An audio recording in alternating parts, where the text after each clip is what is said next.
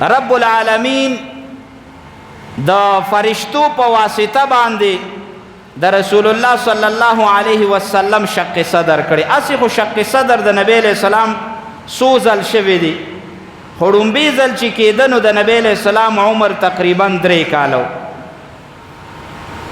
رسول الله صلی الله علیه وسلم بی بی حلیمه رضی الله تعالی عنها سره او داغي بچیو ناغه وخت کې دا د ګډو چیلو سره ولو دا کار چې نو عامو نو داغي بچو بغړې چیلې سرولې. رسول الله صلی الله علیه وسلم ما شوم ځان سره به بوته. د سیرت کتابونو لیکلي دي وای چې ورځ د بیبي حلیمه یو ماشوم بچي هغه په منډه منډه باندې راغې او مورې په کور کې وا پلار یې کورو. نو مور او پلار تی وی چې زمونږ هغه قریشي رور چې دی محمد صلی الله علیه وسلم هغه خو څو کسان راغلل او هغه قتل کو. بیبي حلیمه رضی الله تعالی عنها سره د خپل خاوند په منډه منډه راغلل او ډیر لوی فکر شو ور سره چې یاره دا ماشوم خو مونږ په ذمہوارۍ راوستی د هغه ځای نه او که زمونږ په کور کې دته دومره لوی تکلیف او نقصان ورسي الله دې نه کي او څوک یې قتل کی نو د مور له به زه څه جواب ورکړو. په منډه منډه رالل څه ګوري چې رسول الله صلی الله علیه وسلم یو ځای کې ناست دی او ډډې والې ده او رنگ یې تک زیړ دی. کتابونو لیکلي دي بیبي حلیمه رضی الله تعالی عنها رامنډه کړې روچتې کو غېږ کې رانږدې کو او وی دا رضائی پلاری چې کومو د بیبي حلیمه خاون نو ډیر په مینه او محبت یې تپوسو کې چې بچي څه مسله در سره مخې ته راله.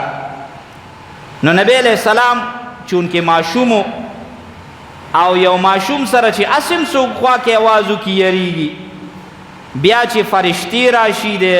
انسانانو په شکل کې رسول الله صلی الله علیه وسلم ورته فرمایل چې بابا یو 3 کسان رالل او مالې دا سینه اوشلوله او زما د دې سینې نه سره ویستل هغه ځان سره کړل او لاس کې ور سره سو هغه زما په دې سینه کې ور واچول او به مال دا سینه وګاندل او لاړل.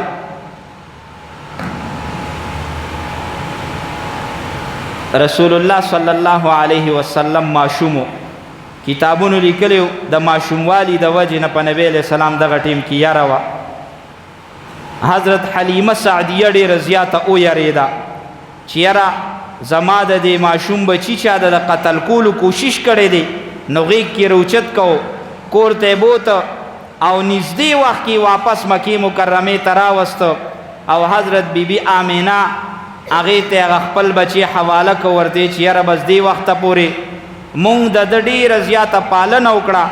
او دې نه وروسته دا مونږ تا ته حواله کوو بس ته دا ځان سره سنبال کا. بیبي آمینې ورته وخندل چې حلیمې د دې ماشوم د بوتللو دپاره خو تا ما ته ډېر سوال زاری کړي که نه دا خو یو ځل چې کله نبی علیہ السلام بیبي حلیمې راوسته نو چې وخت یې پوره شو واپس یې بوته نو بیا بیبي آمینې ته سوال کو چې دا به زه خیر دې ځان سره واپس بوزم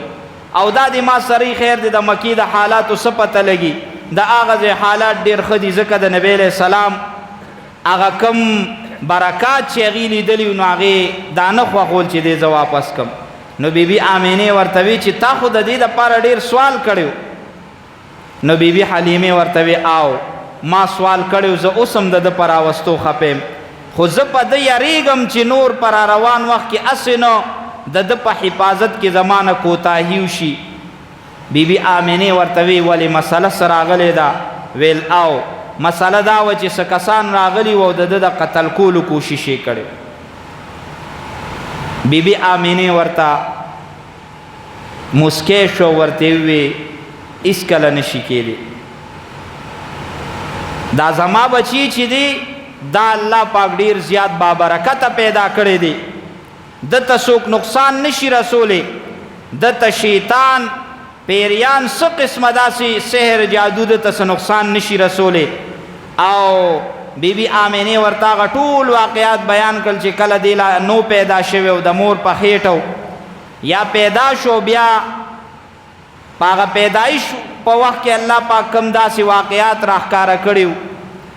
بیا د هغه څو ورځې چې بی بی آمینې سره تېرې کړې وي د هغې واقعات یې ورته بیان کړل چې یاره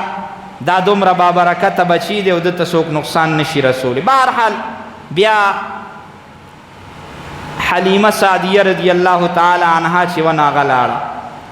رب العالمین رسول الله صلی الله علیه وسلم په دغه معاشره کې پاتې کړی و، خو د دې ټولو ګناهونو نه بچ ساتلی و. د هغې دپاره اول د پیدایش په وخت کې مهر نبوت، دا نبوت د ګناهونو نه د بچ کېدو یو لاره ده.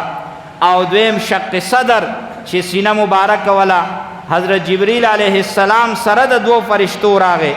نو نبی علیہ السلام له شق صدر وکړو. دا چې حلیمه سعدیه یریده چې دا د ده د قتل کولو چا کوشش کړی، دا په ماشوموالي د نبی علیہ السلام ړومبي شق صدر شوی. شق وی شلولو ته او صدر سینې ته وی. فرشتو ولا سینه وشلوله او په زړه کې چې کوم د ګناه هغه مادی هغې ترې رالر کړه او زړه مبارک یې ولا د زمزم په اوبو باندې ووینځه واپس یې کېښو او سینې ولا شلولې وه واپس یې وګنډله. الله پاک داسې جوړه کړه چې دا هغه ټیم نه وروسته چاته پته هم نه لګېده چې دا په کوم ځای شلېدلې ده. دا د نبی علیہ السلام ړومبی شق صدر شوی. همدا وجه وه چې نبی علیہ السلام ته لا نبوت نه دی میلو شوی، خو بیا هم په داسې معاشره کې ژوند تېروي چې په هغې کې غلا، ډاکه، قتل